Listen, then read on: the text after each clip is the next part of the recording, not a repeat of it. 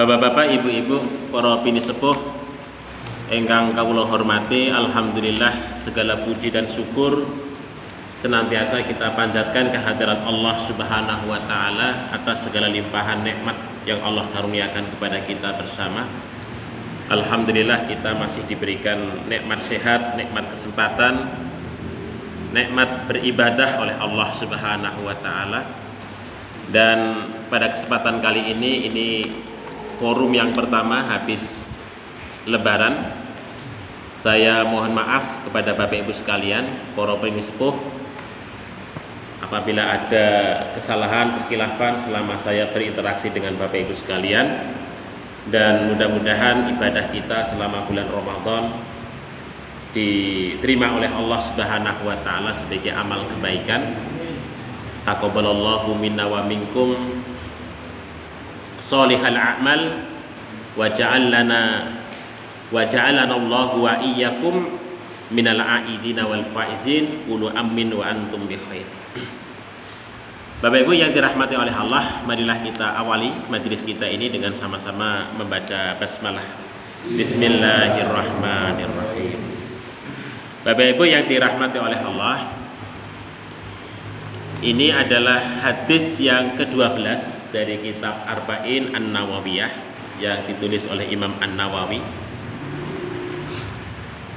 Ini terkait dengan meninggalkan sesuatu yang tidak bermanfaat. Kita baca dahulu Bapak Ibu sekalian hadis ini. Al-haditsu tsani asyar. Monggo. An Abi Hurairah radhiyallahu anhu anin Nabi sallallahu alaihi wasallam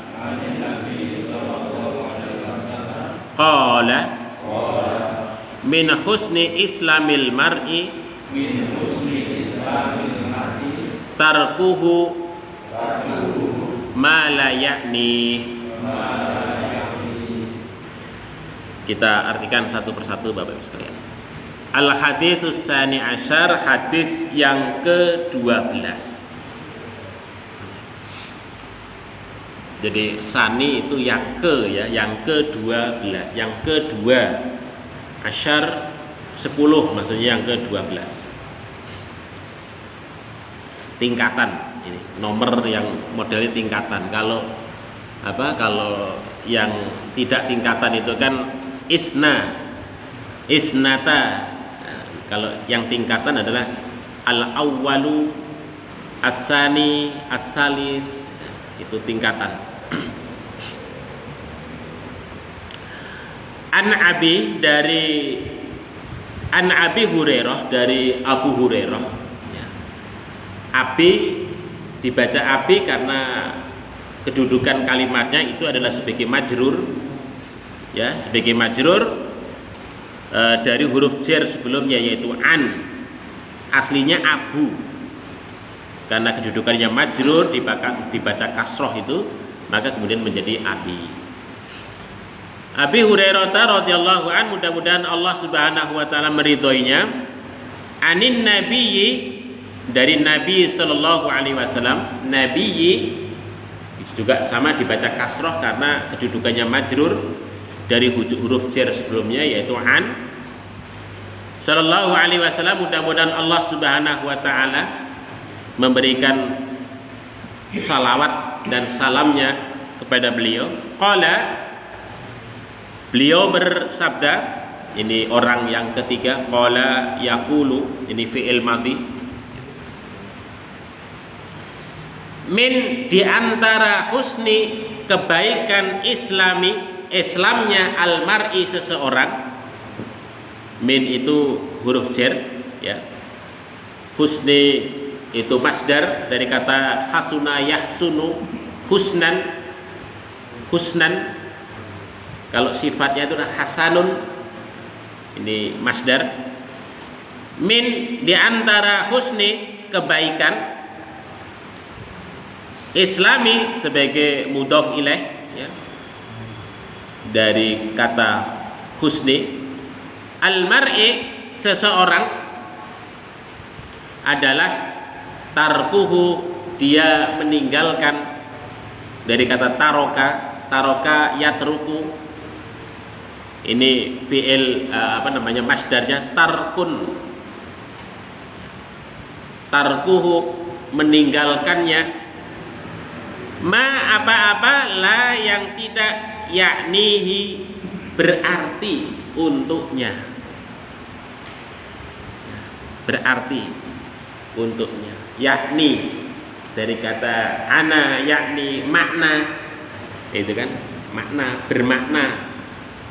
Dari kata ana yakni maknan, bermakna, sesuatu yang memberikan arti, sesuatu maksudnya sesuatu yang bermanfaat. Ini hadisnya hasan, kualitasnya baik Bapak Ibu sekalian. Ini kalau martabat hasan menika di bawah sahih. Jadi hasan menika kualitasnya di bawah sahih. Jadi kalau sahih menika dari sisi ketersambungan sanad dapat, dari sisi rawinya bagus semua, baik semua, sikot sampai ke Nabi, itu namanya sahih. Tapi kalau hasan menika, hadis hasan menika ketersambungan sanadnya itu sampai Kanjeng Nabi, marfu ya, marfu ataupun mauquf. Tapi dari sisi orangnya yang meriwayatkan itu ada salah satu yang tidak sampai sikot. Mungkin derajatnya itu mungkin hanya ya ada, ya orangnya baik, tapi dari sisi kualitas periwayatannya dia kurang bagus gitu aja. Hanya saja biasanya para ulama hadis itu menyebutkan la ba'sa bih, tidak ada masalah terkait dengan orang yang bersangkutan. Tetapi kalau orang yang meriwayatkan hadis itu biasanya itu memang kualifikasi di bidangnya dan ahli dan tidak gampang lupa, biasanya para ulama-ulama hadis menyebutnya itu sebagai sikot, orang yang terpercaya dan terpercaya, gitu. Sahabat. Nah, tetapi kalau ada sedikit kurang bagus, mungkin dari sisi hafalan atau apa, itu salah satunya begitu. Dari perawi hadis itu biasanya para ulama menyebutnya la ba'sa bih atau la ba'sa bih, tidak menjadi masalah terkait dengan perawi itu, tetapi memang dia itu tidak begitu baik, mungkin dari sisi tidak biasa di dalam meriwayatkan hadis atau apa. Nah, sehingga kemudian martabat hadisnya itu kedudukannya hanya sebagai kedudukannya sampai derajat hasan saja, tidak sampai derajat sahih. Nah, menika diriwayatkan oleh Imam At-Tirmidzi dan lainnya. Hanya saja memang ada jalur lain Bapak Ibu sekalian hadis ini selain dari Abu Hurairah. Ini juga diriwayatkan oleh Imam Husain bin Ali. Ya, Husain bin Ali radhiyallahu anhu. Hanya saja memang kalau sampai Imam Husain menika, menurut para ulama hadisnya itu tidak lagi marfu, tapi hadisnya itu hanya mauquf ya. Dihukumi sebagai mauquf saja. Nah, itu terkait dengan hadis Bapak Ibu sekalian, status hadis, dan banyak para imam hadis yang meriwayatkan hadis ini. Dan ini hadis termasuk yang kemarin sudah saya sampaikan adalah jawami'ul kalim, yaitu hadisnya itu singkat tetapi memiliki kandungan yang dalam dan luas.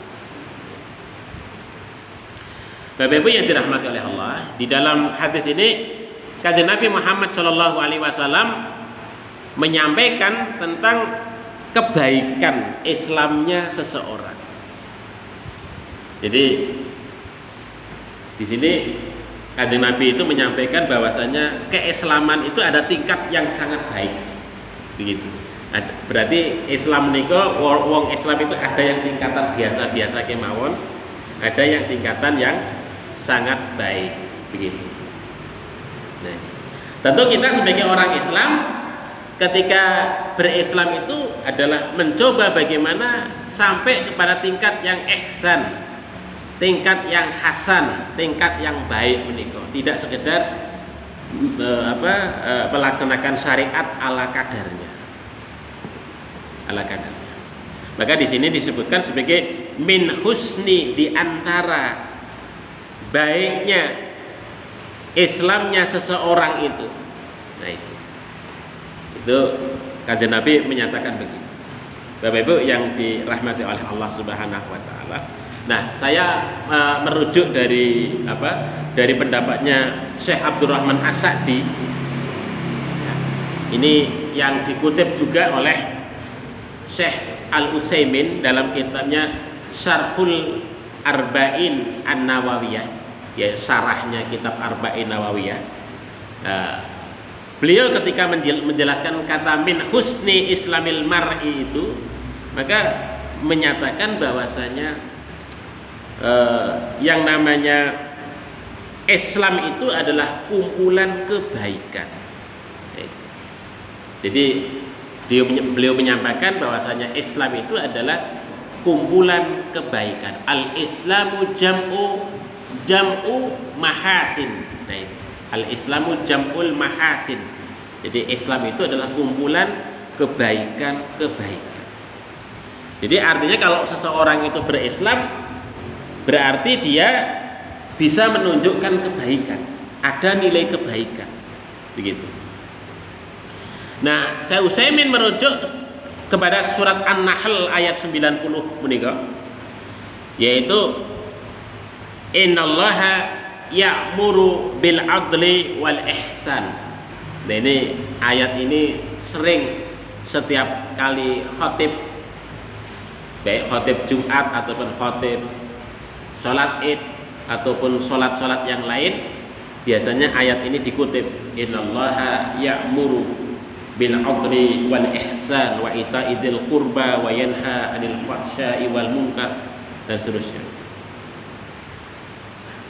Nah, di sini dalam ayat ini Allah menyatakan innallaha, sesungguhnya Allah Subhanahu wa taala ya'muru, menyuruh, memerintahkan.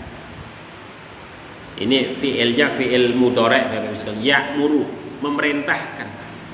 Kalau fi'il mudhari' menika adalah sifatnya adalah lil hal wal mustaqbal, untuk sekarang dan terus, artinya bersifat kontinum, bersifat kontinuitas secara terus menerus, berlangsung secara terus menerus.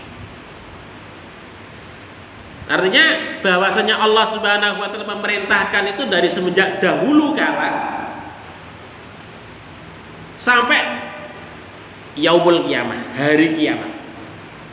Yaitu Allah memerintahkan menikah. Apa? Bil adli, memerintahkan berbuat adil kepada kita sebagai manusia, wal ihsan, dan berbuat ihsan. Ya, berbuat ihsan. Nah, ihsan menikah adalah menurut Syekh Utsaimin itu adalah sesuatu yang baik, kebaikan. Nah, ihsan itu kebaikan, al-adlu, keadilan itu adalah sesuatu yang baik ataupun kebaikan. Ini dua hal adalah kebaikan. Ketika manusia itu bisa melaksanakan dua hal itu, akan tercipta nilai-nilai kebaikan yang ada dalam kehidupan bermasyarakat. Keadilan itu akan bisa menciptakan tata tertib masyarakat, ya, karena keadilan itu akan menghindarkan orang berbuat zalim. Itu prinsip-prinsip hukum akan ditegakkan, maka kemudian akan terciptanya kehidupan masyarakat yang tertib dan teratur. Baik. Yang kedua adalah al-ihsan.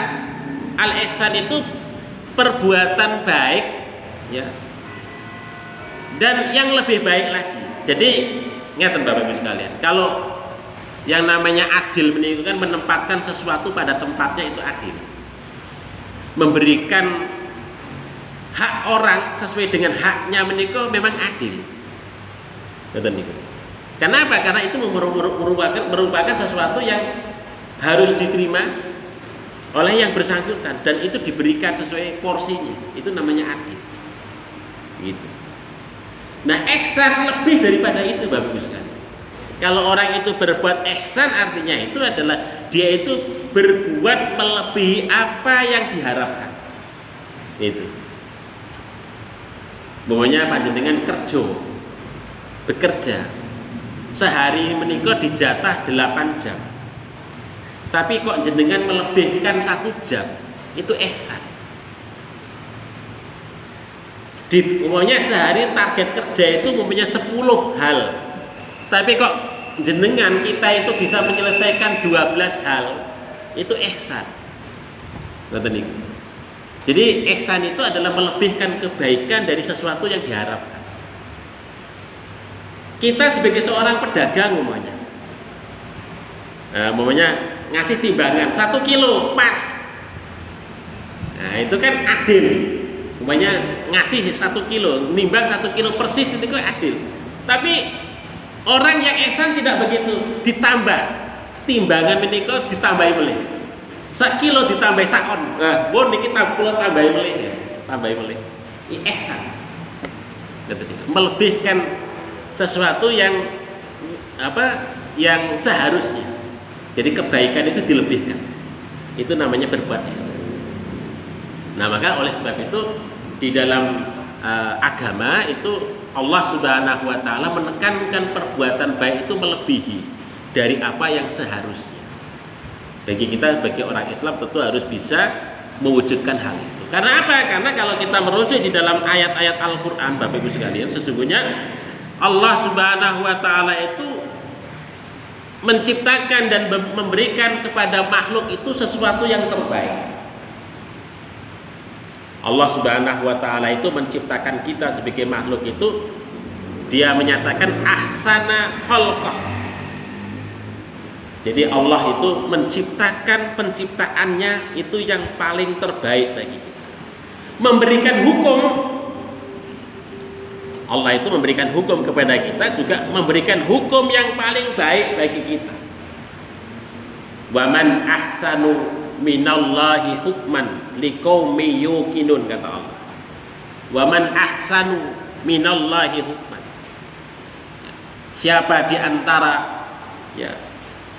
yang diberikan hukum yang paling baik dari sisi Allah Subhanahu wa taala. Lil qaumi yuqinun, bagi orang-orang yang yakin kepada Allah Subhanahu wa taala. Jadi Allah Subhanahu wa taala menunjukkan kepada kita, ketika memberikan sesuatu kepada kita, Allah memberikan yang paling baik. Nah, itu. Oleh sebab itulah maka di sini Allah Subhanahu wa taala suka kepada orang-orang yang melebihkan sesuatu dalam hal kebaikan. Sangat senang, sangat suka. Karena apa? Karena pada intinya bahwasanya segala sesuatu yang baik itu, kata Allah Subhanahu wa taala, dinyatakan dalam surat Al-Isra menika ayat 7, in ahsantum li anfusikum. In ahsantum li anfusikum. Karena ketika kita berbuat baik, sesungguhnya itu adalah ahsantum li anfusikum, perbuatan baik yang kita lakukan itu akan kembali untuk diri kita, bukan untuk Allah, tetapi bagi kita, bagi kehidupan umat manusia. Nah, itu. Jadi Allah Subhanahu wa taala menekankan itu. Oleh sebab itu kemudian Allah menjanjikan bahwa ketika perbuatan baik kembali kepada manusia itu sebagaimana di dalam surat Al-Isra itu bukan hanya pada saat nanti di akhirat, Bapak Ibu sekalian. Ketika Allah mengkaruniakan pahala di akhirat berupa surga, wonten dunya saja sudah diberikan kebaikan oleh Allah Subhanahu wa taala. Ini disebutkan dalam surat An-Nahl. Walilladzina ahsanu, bagi orang-orang yang berbuat baik, fid dunya hasanah, maka pada saat di dunia itu akan juga menerima kebaikan dari Allah Subhanahu wa taala. Bentuknya apa? Bentuknya bisa mahabbah, kecintaan Allah Subhanahu wa taala kepada kita, dan juga bentuknya dalam bentuk ma'iyah. Allah Subhanahu wa taala senantiasa membersamai hidup kita. Mahabbah dan ma'iyah. Allah menyatakan innallaha yuhibbul muhsinin.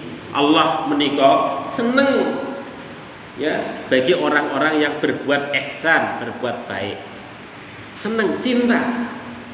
Innallaha yuhibbul muhsinin.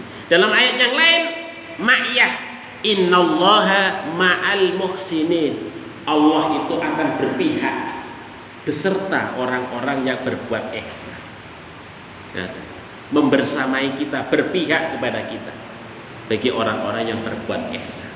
Itu ma'iyah.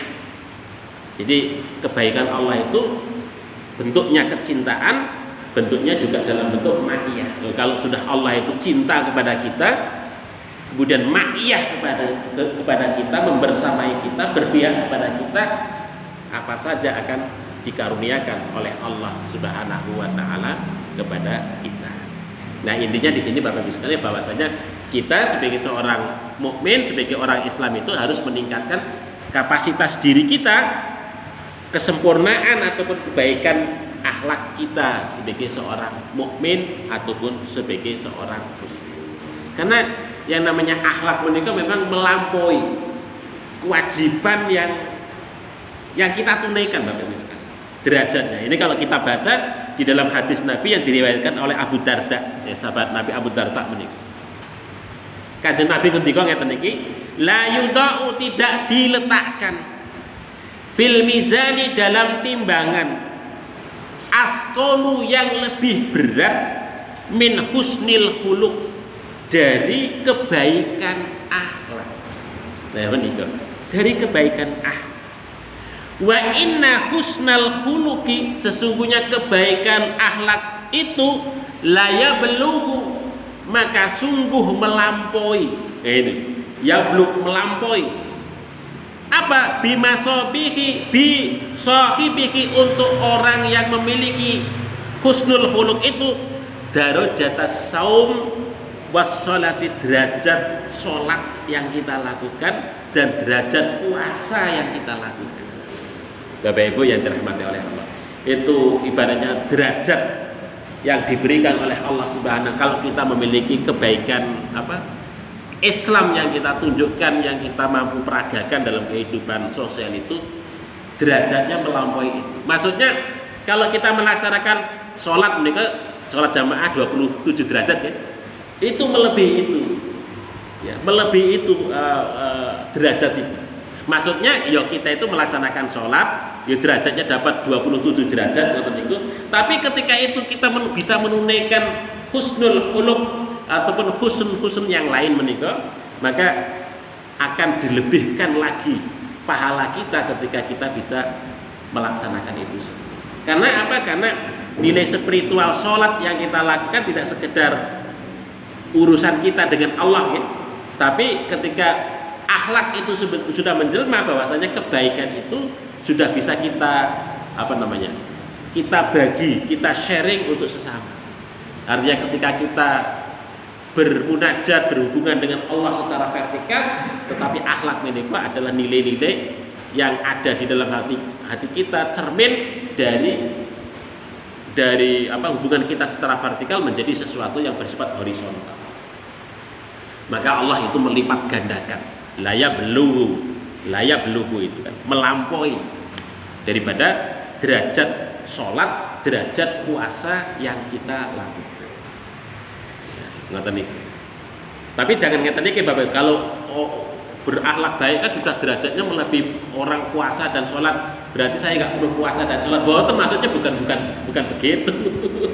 Bukan begitu. Artinya orang yang sudah sholat itu memiliki derajat bisa menunjukkan kebaikan menika, maka akan ditikelkan lagi kebaikan yang dia peroleh. Karena yang namanya sholat itu tidak bisa digantikan, puasa tidak bisa digantikan yang lain.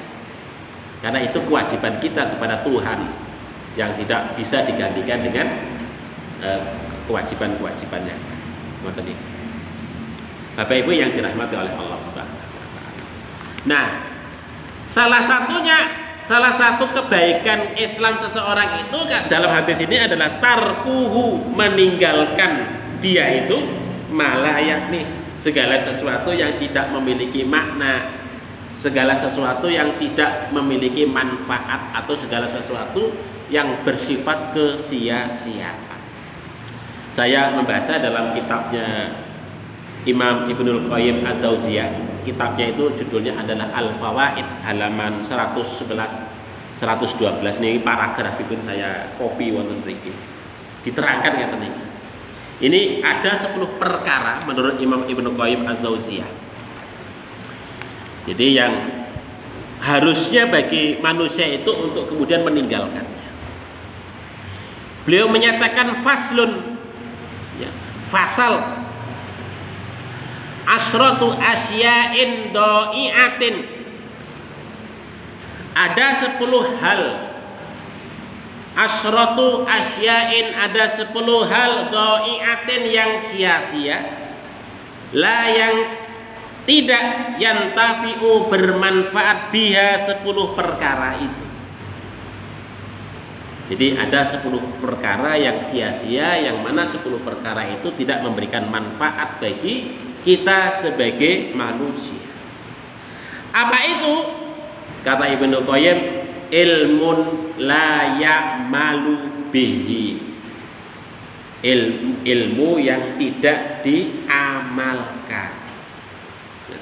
Kita bersusah payah Bapak Ibu sekalian, sekolah dari TK, SD, SMP, SMA, perguruan tinggi, tapi kok ilmune ora pernah diamalke, sia-sia. Sia-sia. Itu ilmu yang sia-sia. Jadi sudah membuang energi, membuang umur, tetapi kemudian tidak memberikan manfaat bagi kita ilmu itu.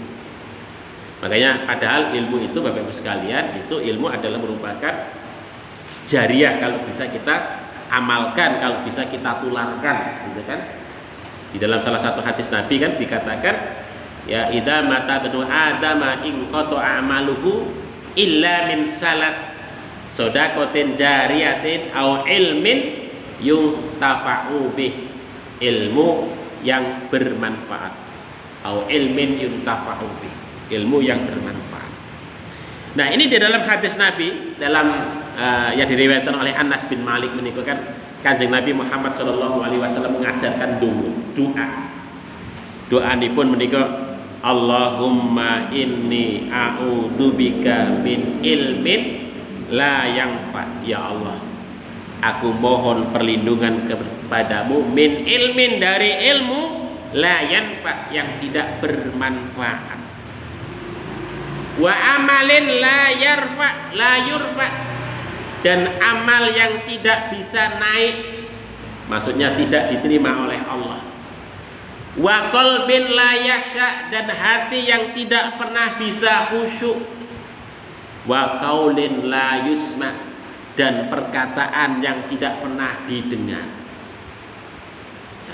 Ataupun dalam hadis yang lain yang diriwayatkan oleh Imam Bukhari menika, wa du'ain la yusma, doa yang tidak didengar oleh Allah Subhanahu wa taala.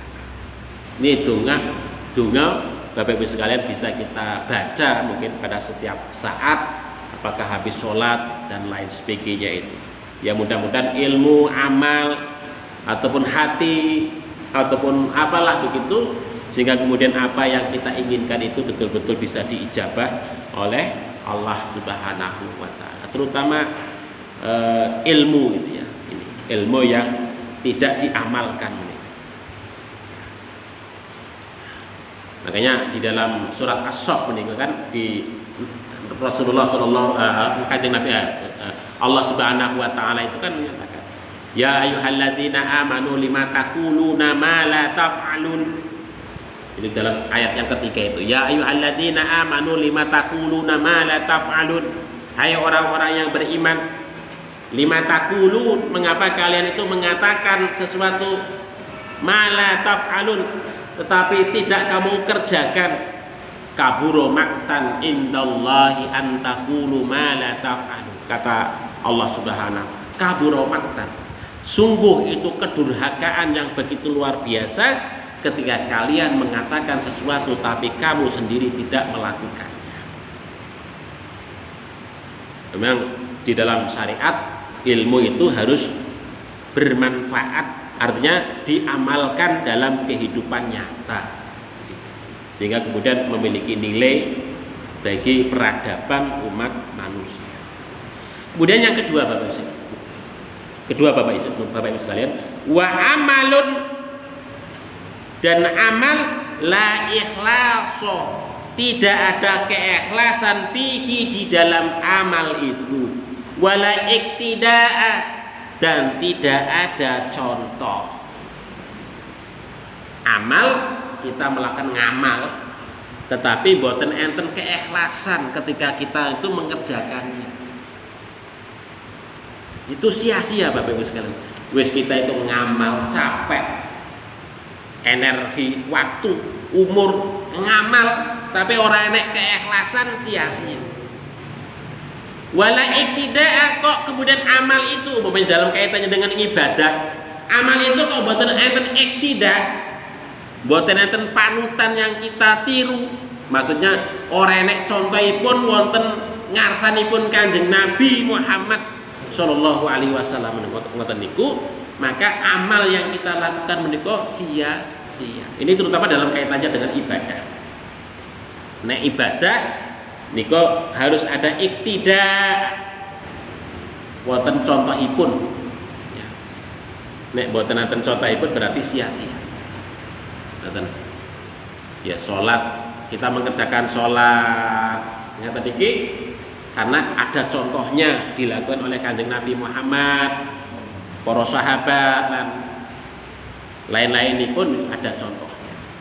Insya Allah tidak sia-sia. Tidak sia-sia. Nah ini ya, dalam kalau kita baca di dalam ayat-ayat yang lain, umpamanya dalam surat Al-Bayyinah itu kan jelas, wa ma umiru illa liya'budullaha mukhlishina lahuddin. Wa ma umiru, tidaklah mereka itu diperintahkan, ya, wa ma umiru illa, kecuali liya'budullah, mereka itu menyembah kepada Allah Subhanahu wa taala mukhlishin, dengan cara mengikhlaskan hatinya. Terus kunci Bapak Ibu sekalian, jadi ikhlas menika merupakan satu fondasi bagi kita di dalam beramal. Wujudnya ono pekerjaane tapi mboten ikhlas, tidak dianggap sebagai sebuah amal, wonten ngersanipun Gusti Allah. Makanya kita perlu hati-hati ngoten. Niku ingkang nomor kalih. Nggih. Wa malun, ingkang nomor 3, wa malun, dan harta la yang fiku minhu, tidak diinfakkan, tidak dinafkahkan. Fala yastamti'u, maka tidak yastamti'u, menikmati bihi, harta itu, jami'uhu, semuanya, fit dunya, pada saat hidup di dunia. Wonten donya saja, di dunia saja dia itu tidak bisa menikmati hartanya. Eman-eman kok. Jadi wong iki mek ngumpulke donya, ngumpulke, tapi untuk dirinya sendiri saja eman, nggak menikmati. Ngoten. Jadi untuk dirinya sendiri itu eman, digunakan untuk dirinya sendiri saja eman. Wala yastamti'u bi jami'u fitunya, teng donya saja orang, dia itu tidak bisa menikmati harta yang dia cari, yang dia kumpulkan itu tadi. Wala yakdamuhu, tidak mendorongnya, tidak membawanya, amamahu, di depannya itu, ilal akhirah, kepada kehidupan akhirat. Apalagi kok hartanya itu tadi bisa membawanya, bisa mendorongnya untuk sampai kehidupan akhirat. Ya sama sekali, wong sedengane hartanya itu cuma dikumpulkan saja, tidak diinfakkan untuk dirinya saja itu eman-eman, apalagi disumbangkan untuk masjid, disumbangkan untuk untuk amal usaha yang lain-lain. Nah, jadi ada harta tapi dia tidak berdampak apa-apa bagi dirinya, itu sia-sia. Padahal kalau dalam syariat menikah, harta menikah sebagai sarana. Sarana. Allah ngasih kesempatan kita itu bekerja mengumpulkan harta dengan baik. Setelah kita kumpulkan harta menikah, kita bagi lagi. Ya untuk diri kita, untuk anak-anak kita, untuk istri kita, untuk keluarga kita, untuk pendidikan anak-anak kita, macam-macam menikah. Masih untuk infak, pembangunan masjid, sekolah, macam-macam. Jadi ibaratnya pun kita itu seperti kasir, Bapak Ibu. Dapat rezeki kita seperti kasir. Dapat kita ngumpulkan, setelah terkumpul kita seperti kasir lagi, bagi lagi. Ngoten niku. Nah, itulah yang kemudian bermanfaat. Setelah bagi, ngumpul lagi, bagi lagi, ngumpul lagi, bagi lagi. Ngoten niku. Modelipun rezeki itu ngoten niku. Mboten kok bener rezeki dikumpul, numpuk ngoten. Untuk dirinya sendiri aja eman. Eman dikumpul saja. Saya kemarin membaca satu artikel itu di Bandung menika ada rumah mewah.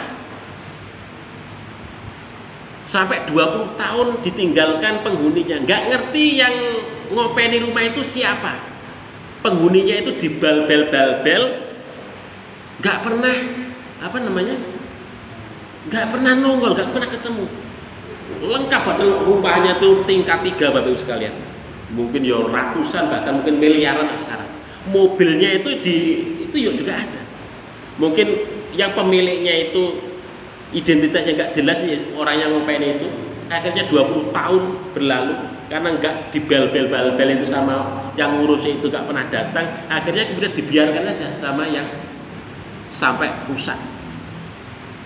Ya mungkin pikirannya untuk celengan ngoten nih. Tapi malah kemudian nggak memberikan manfaat apa-apa. Kecuali kalau diwakafkan sekalian itu kan untuk sangu wonten akhirat. Mungkin sudah meninggal atau kecelakaan di mana pemiliknya itu nggak jelas. Ya, itu ada orang yang ngoten niku Bapak Ibu sekalian. Jadi mengumpulkan harta tapi kadang-kadang nggak tahu daripada fungsi harta itu untuk apa.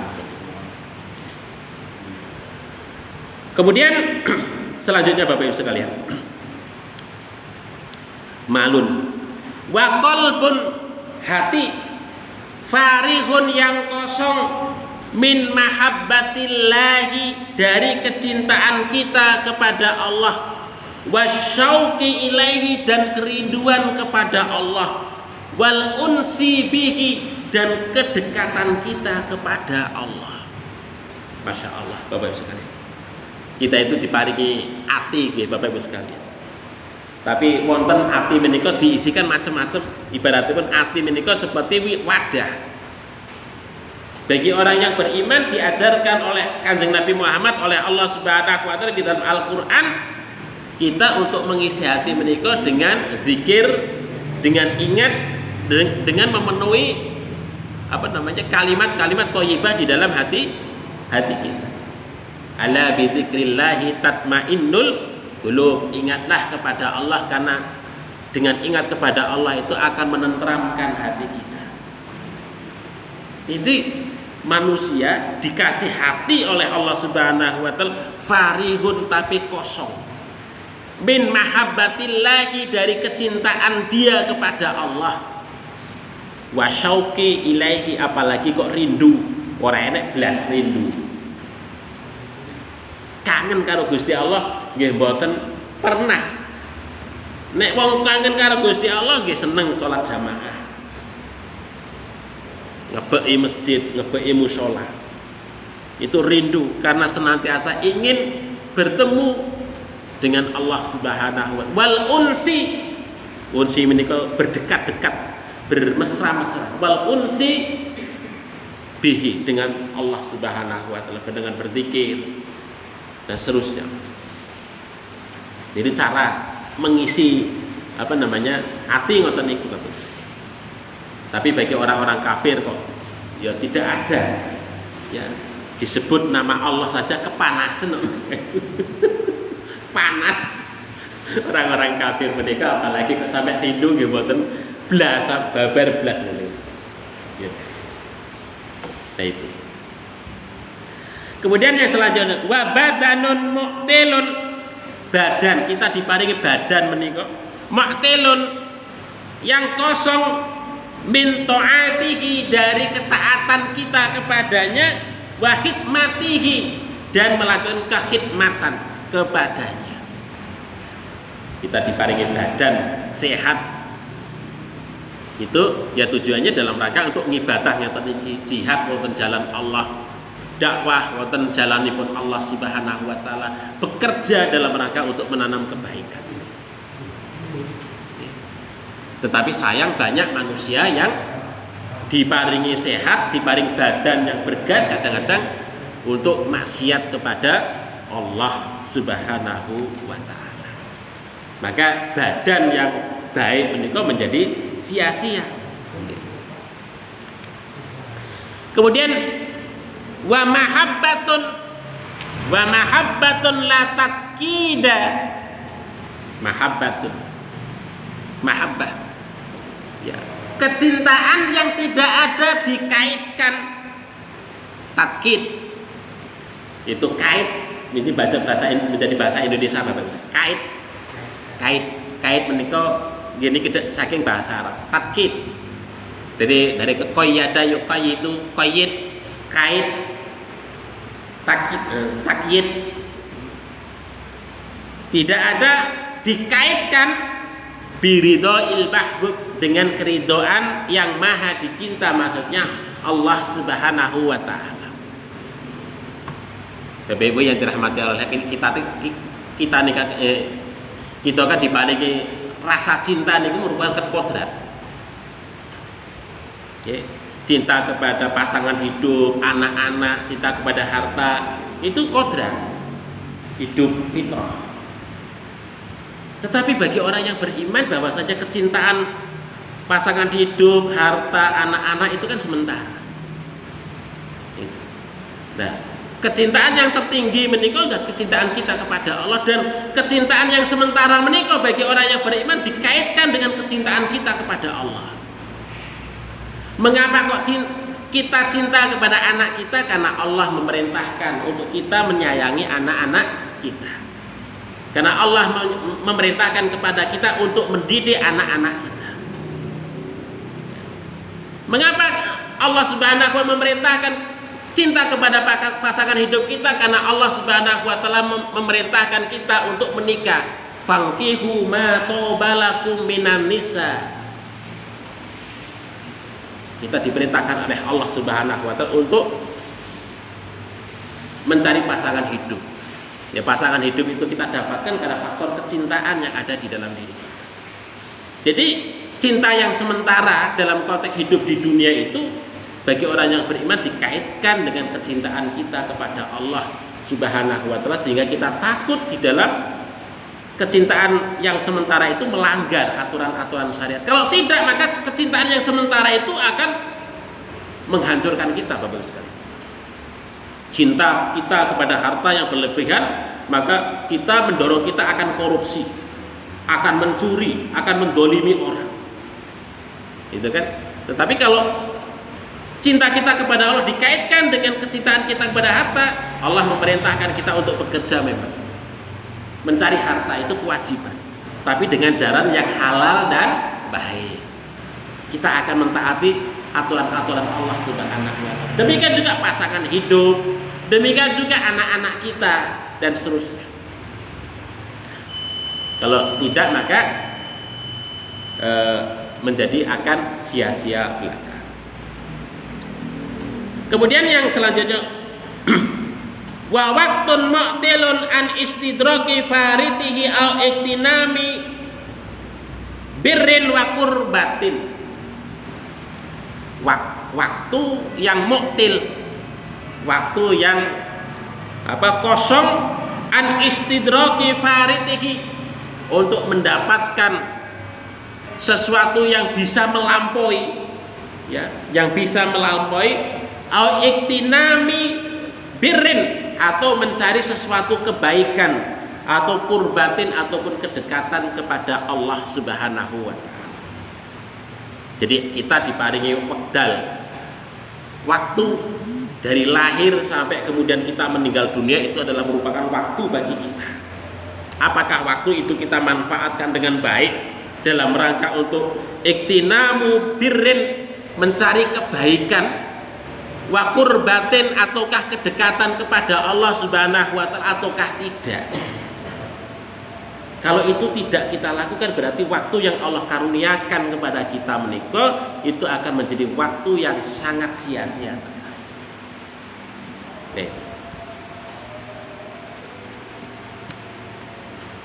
Masih wonten wekdal? Masih? Iya. Sebentar lagi ya. Kemudian yang selanjutnya adalah wafikrun, fikiran. Kita diparingi akal fikiran oleh Allah. Tapi ya julu, pikiran itu hanya untuk berpetualang fimalan yanfa, terhadap segala sesuatu yang tidak bermanfaat. Ngoyoworo, ngelamun, tunul amal. Wong jenenge ngelamun. Jadi ngelamun NL seandainya. Wong pikirannya cuma seandainya saja, nggak mau ngelakoni. Nah, itu dilarang. Tulul amal, nggak menikah. Jadi itu tidak memberikan manfaat. Makanya di dalam salah satu hadis, di dalam ayat Al-Quran juga, di dalam salah satu hadis Rasulullah itu menyatakan tafakkaru fi alaillah, berpikirlah kalian itu terhadap nikmat-nikmat Allah, wala tafakkaru fillah, tapi jangan kamu memikirkan tentang zat Allah. Gusti Allah menika rupanipun kaya napa nggih? Nongkrong wonten ares napa wonten bumi ya. Mboten usah mikir ngoten niku. Malah bikin kufur ngoten niku. Tapi yang diperintahkan oleh Allah menika tafakkaru fi alailah, berpikir terhadap nikmat yang Allah karuniakan kepada kita menika. Bapak Ibu yang dirahmati oleh Allah Subhanahu wa taala, karena wektalipun sampun Isya Bapak Ibu sekalian, saya cukup sekian. Apabila ada kekhilafan mohon maaf. Marilah kita akhiri dengan sama-sama membaca doa kifaratul majlis. Subhanakallahumma rabbana wa bihamdika asyhadu an la ilaha illa anta astaghfiruka wa atubu ilaik. Billahi taufiq wal hidayah. Assalamualaikum warahmatullahi wabarakatuh.